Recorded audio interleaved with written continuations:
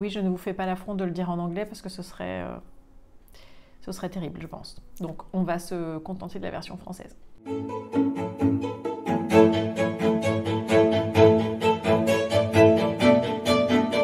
Bonjour à tous, on se retrouve en cette fin de mois de juillet pour une nouvelle vidéo. Et c'est une vidéo que j'ai eu envie de faire à force de regarder plusieurs booktubeurs qui faisaient la même, cette fameuse vidéo de bilan de mi-année. Alors pour ce qui est des catégories, j'ai vu qu'il y avait plusieurs façons de faire et moi j'ai fait un petit peu à ma sauce, mais surtout en m'inspirant, je crois, de celle de Cornelius sur laquelle j'ai pris des notes sur les catégories. Donc j'ai vu qu'il y avait d'autres façons de faire. Bon, j'ai fait en fonction de celle-ci.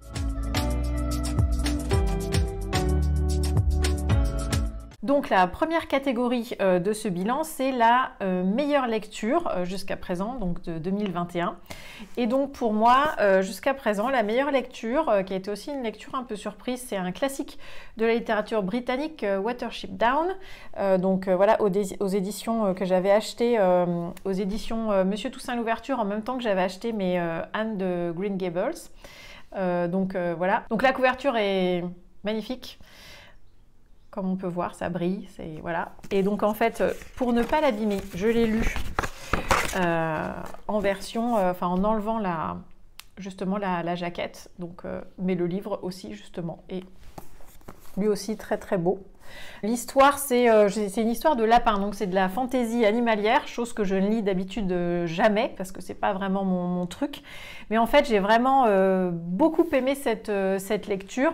Donc le pitch de départ, c'est une garenne de lapins qui existe comme une société, et quelques lapins de cette garenne vont décider de partir, donc pour des raisons voilà, que je ne vais pas trop vous dévoiler sur le début, mais en tout cas, certains d'entre eux prévoient un danger et donc vont décider de partir pour fonder une nouvelle société qui correspondra à leurs attentes, à leurs valeurs, etc. Puisque dans cette société-là, ils faisaient partie plutôt pas des décideurs de la société. Donc on est vraiment ici dans l'idée d'un anthropomorphisme au niveau social, c'est-à-dire que toutes ces petites sociétés de lapins fonctionnent comme les sociétés humaines. En tout cas, il y a beaucoup de parallèles qui sont faits. Et effectivement, on voit finalement, donc au gré de leurs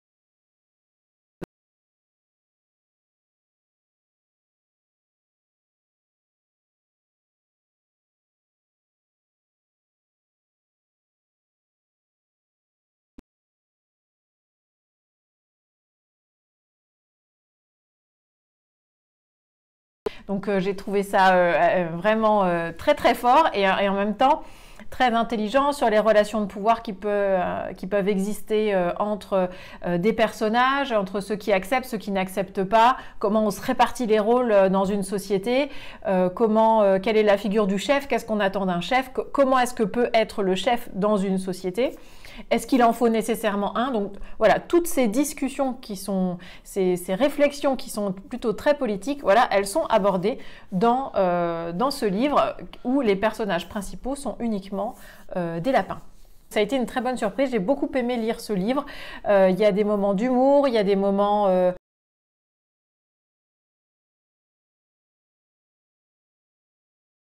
c'est-à-dire que voilà, il y a des péripéties qui se passent à chaque étape, il y a des problématiques qui se posent régulièrement, de nouvelles problématiques en fonction des différentes aventures qui sont traversées par ce petit groupe de lapins qui essayent de constituer sa propre société.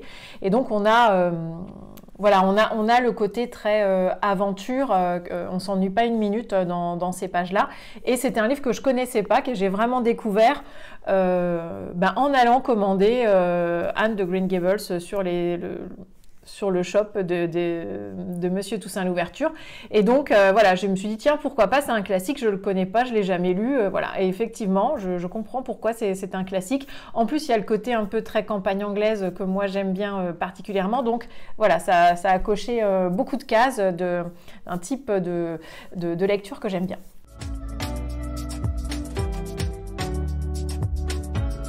Ensuite, il y a la deuxième catégorie, c'est la meilleure suite. Donc pour moi, la meilleure suite de ce que j'ai lu depuis ce début d'année, c'est La Porte de Cristal de N.K. Jemisin. Donc j'avais déjà lu la 5e saison. Et cette suite a rempli voilà, toutes les attentes. C'est une trilogie que j'ai énormément aimée.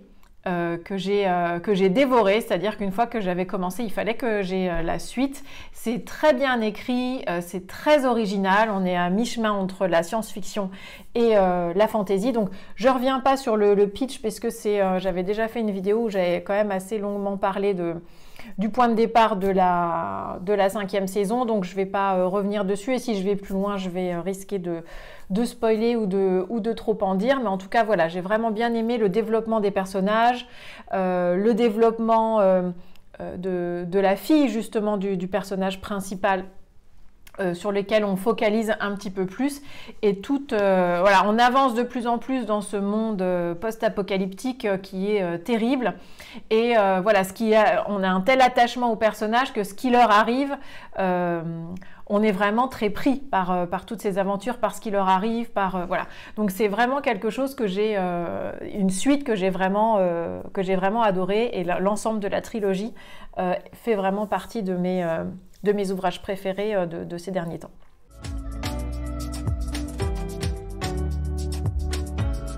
Alors ensuite, la troisième catégorie, c'est une sortie qui me tente, une sortie de 2021 qui me tente. Donc cette sortie qui me tente, c'est Diamant de Vincent Tassi, dont j'ai entendu parler sur plusieurs chaînes également.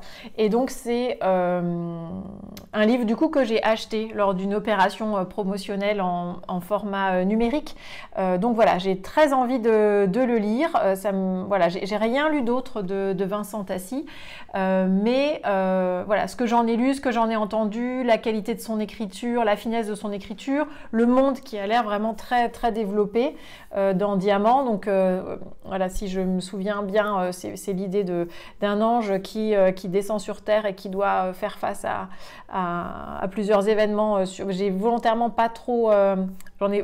pas trop lu pour pas être trop vraiment influencé par voilà, ou avoir trop d'attentes, parce que c'est un petit peu le risque quand on attend vraiment un livre dont on entend beaucoup parler. Donc voilà, j'ai pas trop voulu creuser, mais voilà, c'est une des sorties que j'aimerais lire très prochainement.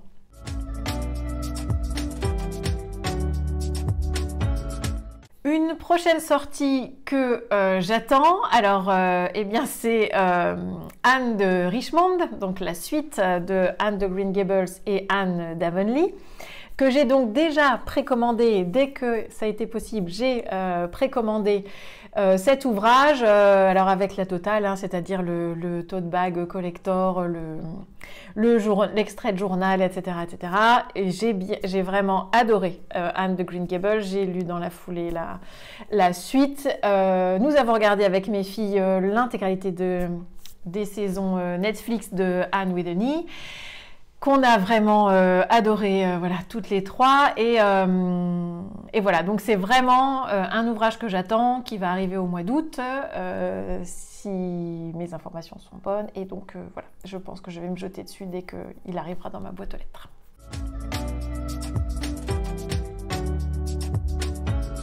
Ensuite, l'inverse, c'est-à-dire une grosse déception. Donc une grosse déception pour moi, ça a été, et je suis désolée que ce soit une grosse déception, parce que dithyrambique, plein de prix, mais c'est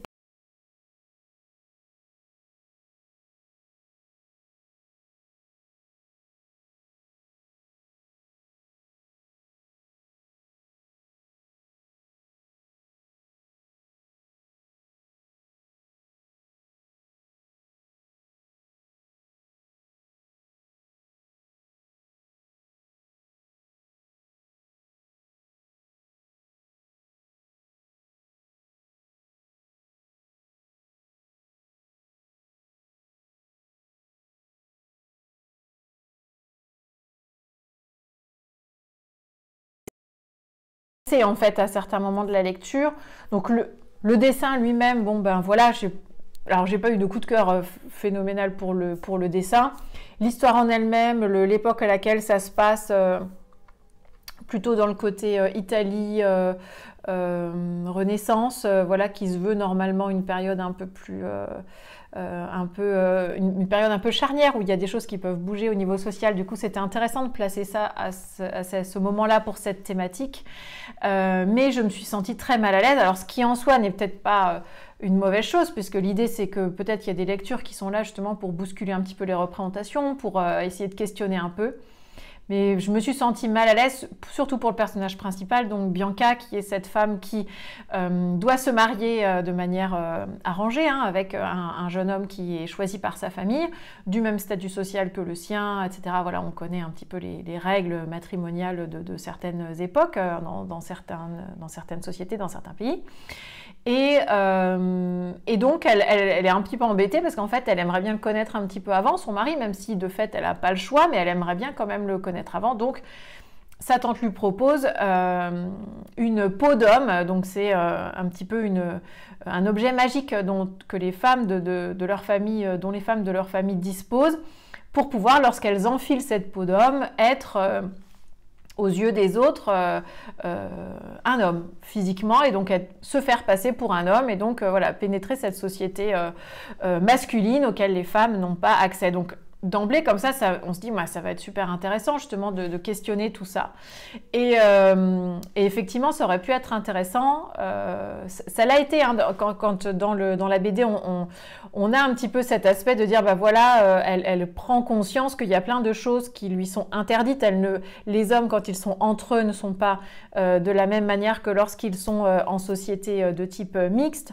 Voilà, il y a des choses comme ça une connaissance auquel elle a accès qu'elle n'avait pas accès, des pratiques culturelles, aller au bar le soir, etc., auxquelles elle n'a pas accès normalement parce que justement elle est une femme. Donc voilà, l'idée de se rendre compte de cet écart et de comment est-ce que c'est de vivre comme un homme avec tous les avantages que ça suppose, bon, c'est hyper intéressant, hein, de voir le cheminement du personnage par rapport à cette prise de conscience. Par contre, voilà, c'est le côté plutôt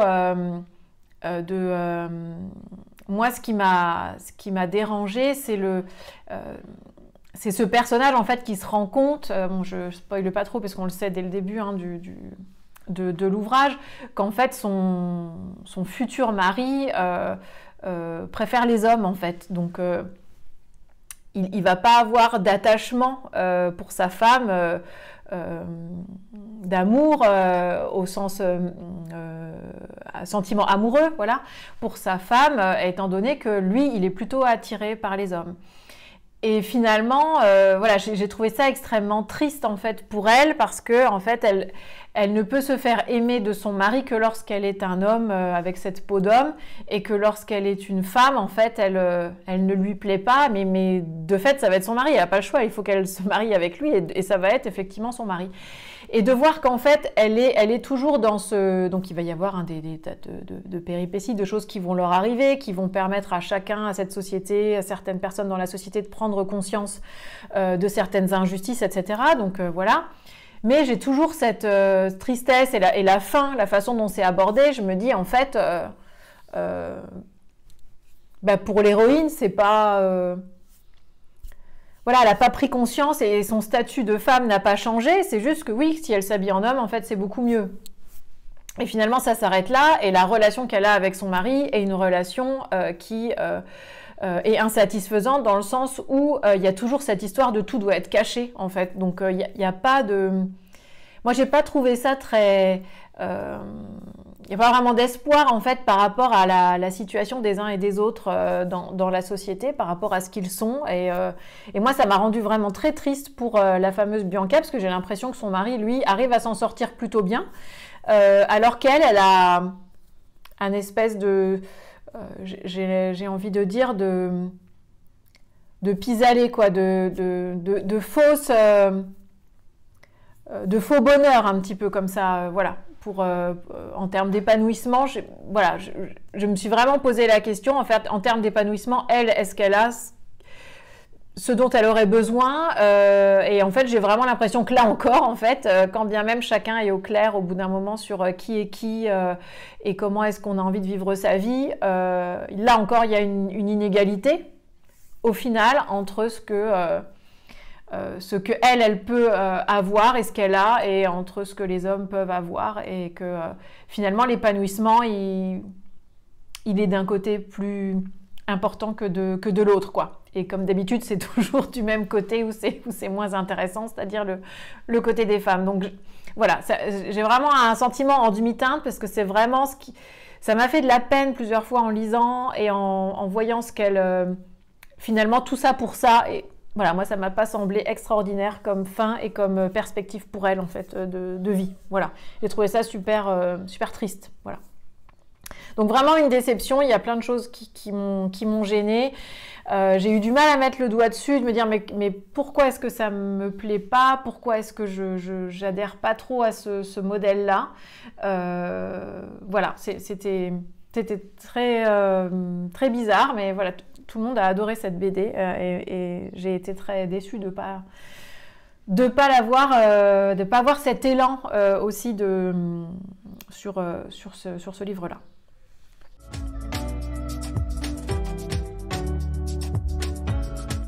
Alors ensuite, dans l'autre sens, et d'ailleurs toujours un peu sur la même thématique, la grosse surprise, une bonne surprise, eh bien c'est Résine, donc de la maison d'édition La Ville Brûle. Et là, pour le coup, ça a l'air d'être une BD qui payait pas de mine. J'ai trouvé aussi en emprunt dans ma médiathèque, mais cette fois-ci, voilà, en me baladant, je l'ai vu, je me suis dit, tiens, je vais voir ce que c'est. Et là, j'ai vraiment beaucoup aimé. C'est-à-dire que là, on est aussi sur de la BD un peu engagée, à message, sur la question du genre.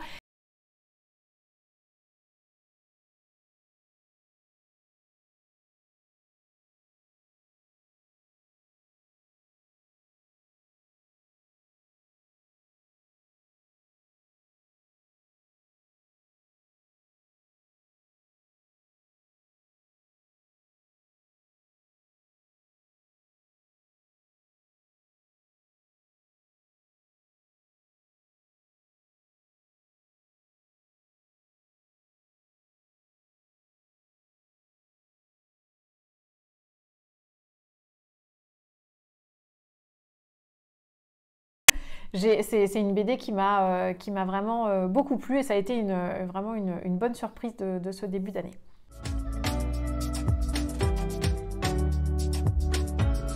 Catégorie suivante, numéro 7, un nouvel auteur favori ou une autrice favorite. Alors pour le coup, en regardant un petit peu dans mes lectures Goodreads, je me suis dit, bon, bah, un auteur que j'ai beaucoup lu cette année, voilà, bah, en fait c'est Sanderson. J'ai fait un cycle au moment du petit cycle, je crois, qu'avait fait Kaamelott Magicadou sur On va lire le plus possible de Sanderson. Donc j'avais essayé de jouer le jeu, et du coup effectivement j'en avais lu pas mal. Même si là j'ai arrêté parce que j'avais peur de l'overdose et je voulais surtout pas me retrouver dans cette situation, mais de fait c'est vraiment un auteur que j'ai découvert là ces derniers mois, et qui voilà, à chaque fois j'ai vraiment adoré les lectures. C'est efficace entre guillemets, c'est-à-dire qu'on s'ennuie pas, et c'est très riche et on découvre plein de choses, et voilà, donc c'est vraiment un auteur que j'ai vraiment découvert ces derniers mois, particulièrement ce début d'année, et que j'aime vraiment beaucoup. En tout cas, c'est l'auteur que j'ai le plus lu. Là, j'ai le plus lu le livre de lui en ce début d'année. Donc si je récapitule, j'ai essayé de lire dans l'ordre, donc j'ai lu Elantris, L'âme de l'empereur, Warbreaker.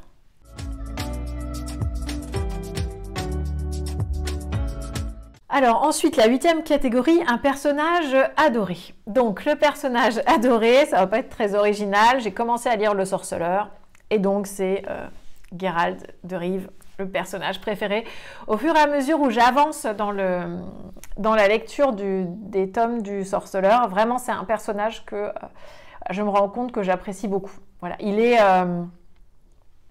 loin d'être parfait, et certaines fois l'écriture même et la façon d'écrire m'agace un peu par rapport à l'auteur, hein, comment est-ce qu'il décrit certaines relations, comment il décrit un petit peu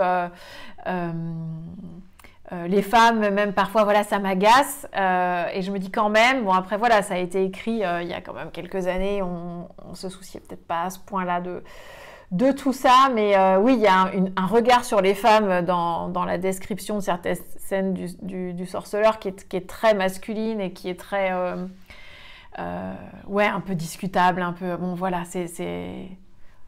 Alors ça m'agace, mais quand même, j'adore ce personnage. Parce qu'en fait, il est quand même en subtilité. Et on n'a pas affaire quand même à un personnage macho à claquer, parce que ça, non, ça pourrait pas être possible. Hein, voilà, si c'était un personnage comme ça pourrait pas être possible que j'adhère ou que j'aime ce personnage. Mais voilà, c'est vraiment, plus j'avance et plus je trouve qu'il y a de la finesse dans son caractère, dans ses actions, et ouais, j'aime vraiment beaucoup ce personnage. Donc je suis d'autant plus pressée de pouvoir voir la deuxième saison, mais qui ne va pas arriver tout de suite, hein. Je crois que c'est prévu en décembre sur Netflix, la saison 2 du Sorceleur, parce que pour être tout à fait honnête, la saison 1, j'ai arrêté de regarder quelques épisodes et j'ai arrêté parce que pour moi, c'était trop cheap. En fait, j'avais l'impression de regarder une série B du dimanche après-midi sur TF1, quoi, avec des décors en carton-pâte et des trucs un peu pas... Voilà. Alors, outre l'acteur principal, qui, bon, on est d'accord, voilà... À lui tout seul, il fait le job, mais le reste m'a énervé à plusieurs moments et j'ai pas voulu me gâcher un peu le plaisir et avoir vraiment que la série en tête. Donc j'ai arrêté au bout de quelques épisodes et je préfère largement les romans, mais apparemment comme ça a eu beaucoup de succès, il y a plus de moyens pour la saison 2, donc peut-être que la saison 2 correspondra mieux voilà, à mes attentes au niveau visuel, au niveau de l'adaptation de la série sur Netflix. Voilà.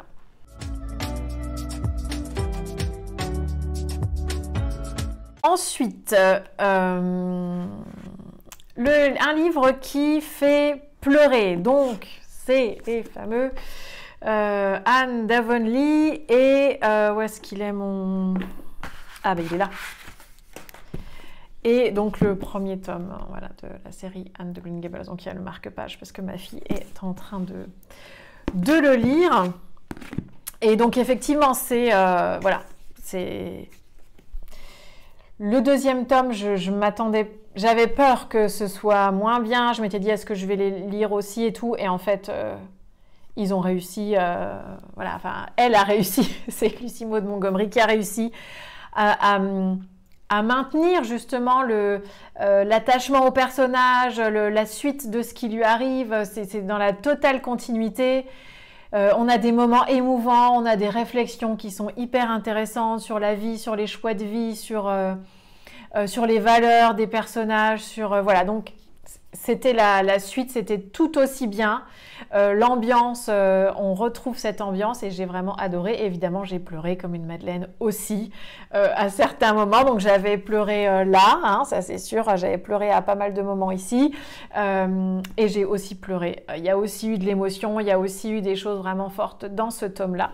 Donc c'est vraiment, voilà, c'est pour ça que je suis aussi pressée d'avoir le deuxième, enfin le troisième tome pour voilà, pour voir si c'est sur cette même lancée. Puis j'ai envie de savoir ce qu'elle va devenir, ce qu'elle va faire, les prochaines étapes de sa vie, voilà.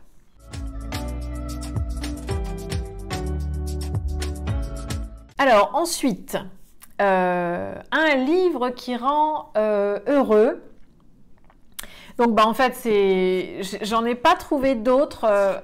Que voilà, c'est ça. C'est vraiment cette série-là, ces derniers temps, qui vraiment qui met du baume au cœur, qui fait relativiser plein de choses, voilà, qui met même si on pleure, on est quand même heureux. Donc ouais, moi c'est vraiment cette série-là, ces derniers mois, qui a eu cet effet-là sur moi à la lecture.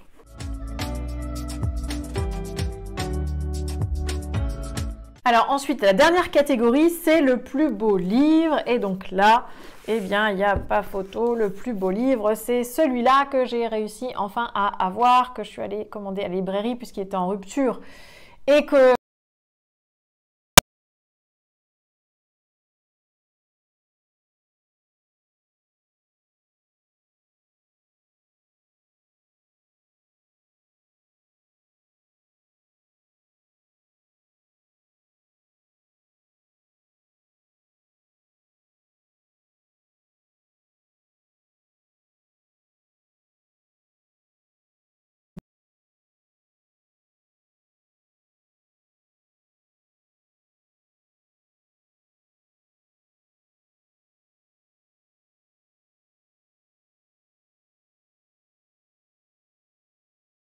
de pop-up ou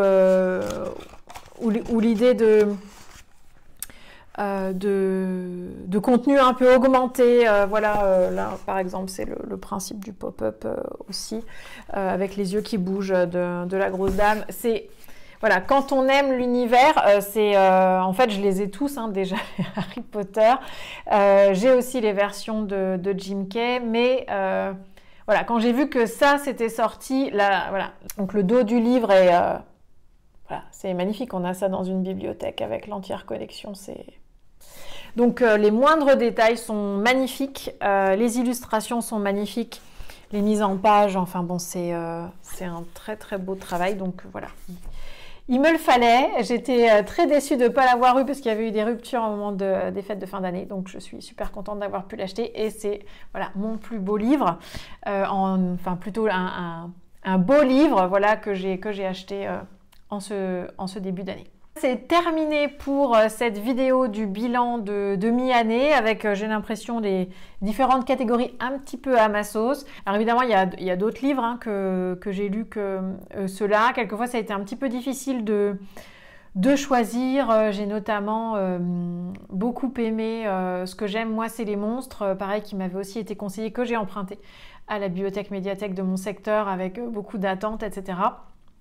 Mais je ne savais pas trop dans quelle catégorie le placer puisque c'est un ouvrage qui est quand même un peu remuant, questionnant, mais qui est graphiquement extrêmement beau. L'ensemble des dessins sont faits au stylo bille. L'histoire aussi de l'autrice est super touchante. Voilà, quelqu'un qui était plutôt qui s'est retrouvé à la suite d'un accident en situation de handicap, qui s'est quand même accroché pour produire cet ouvrage absolument immense, des illustrations, voilà, à couper le souffle, extraordinaire, et qui vont tout à fait bien avec le contenu du livre lui-même, qui est des histoires imbriquées dans des histoires où on découvre petit à petit des éléments sur chacun des protagonistes, petit à petit, des choses qui sont traitées de manière très fine et très complexe. Alors, on n'a pas une vision simpliste un petit peu des choses, puisqu'il y a une grosse partie de l'histoire qui se passe